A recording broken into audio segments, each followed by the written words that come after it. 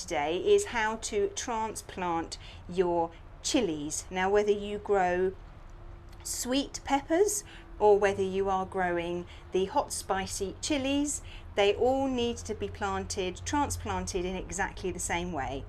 I'm going to transplant mine from a 3-inch pot into a 2-litre pot, and I find that the 2-litre pot is just the right size. I can fit 2 2-litre pots in one of my trays that fits in my staging.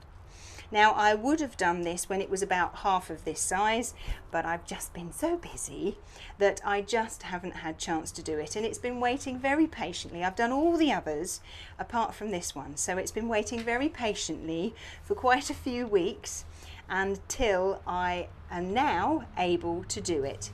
Now, you must remember that chilies and sweet peppers don't like to be planted deep, so whatever level they are in the compost in their 3-inch pot, they must then go in at the same level into their bigger pot. You can put a tiny little bit of extra compost over the top, but it must only be a very small amount.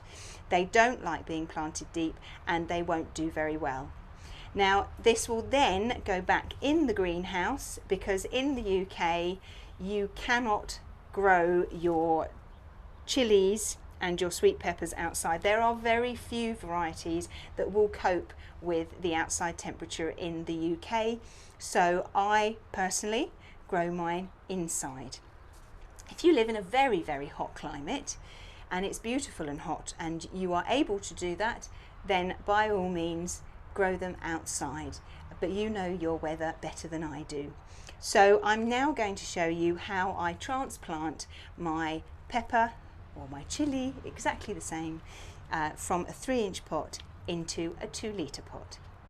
Now, here I have got a 2-litre pot. What I'm going to do to start with is I'm going to half fill it with some compost, and then I've just made a little sort of hole in the middle. So let's take the label out. I will put the label back in, but just not for the moment. So I need to take this pepper out of its 3-inch pot. So put your fingers either side of the stem like this, firmly so it doesn't break. Turn it upside down, give it a little pat and a little squeeze, and hopefully it should come off very easily. Now, hopefully you can see that there are lots of lovely roots down there, so it is growing very well. So what I'm going to do is I'm going to put the plant in the middle of the pot like that. So here it is in the middle of the pot like that. The level of the compost is just under the top of the pot, and all I'm going to do is I'm going to fill in the gaps all the way around the outside with a little bit more compost, just like this. So fill the pot nice and full and then give it a gentle pat down. Make sure that the level that the chili was in, make sure that you've only got a little bit extra on top, and just firm it down round the outside, and then there's that one done. I will put the label back in, and now I will put it back in the greenhouse.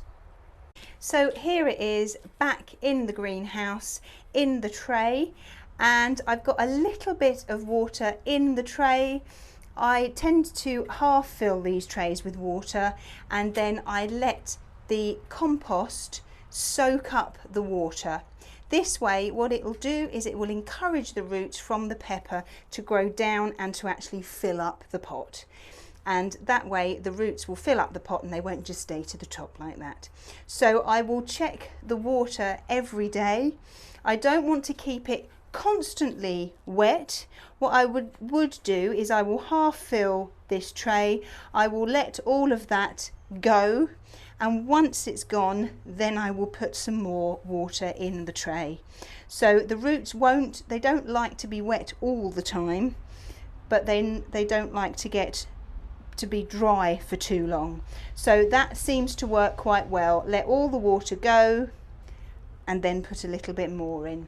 Don't let it sit there for too long, and don't let it go stagnant, because that's not good for anybody. So that are now all of my sweet peppers, and my hot chilies are now all potted up. Well, that is all my chilies and all my sweet peppers all potted up. Hopefully very soon I will start to have some flowers. In fact, on some of my chilies I already have lots of flowers growing, and I actually have, there's a chili plant just there, and I've got a chili on it about 2 inches long, so I'm really pleased. That's a Hungarian hot wax, which, even though it says it's a hot wax, apparently it's not that hot, according to Steve at work. I'm not quite sure whether to believe him or not, but anyway, we'll soon find out, we'll see. So once the flowers have started to appear, then you can start feeding your plants. Just read the back of the packet to check how often you need to feed them, because every feed is ever so slightly different. But hopefully the pollinators will come in. There are quite a few honeybees going in that one and sniffing around, or buzzing around should I say, the plants. So, oh, there's one. Hello, my darling. So hopefully they'll do all their work, and then I will get lots and lots of chilies. But when I harvest some, and when the flowers start, and all those, anything else that I think is interesting, then I will show you.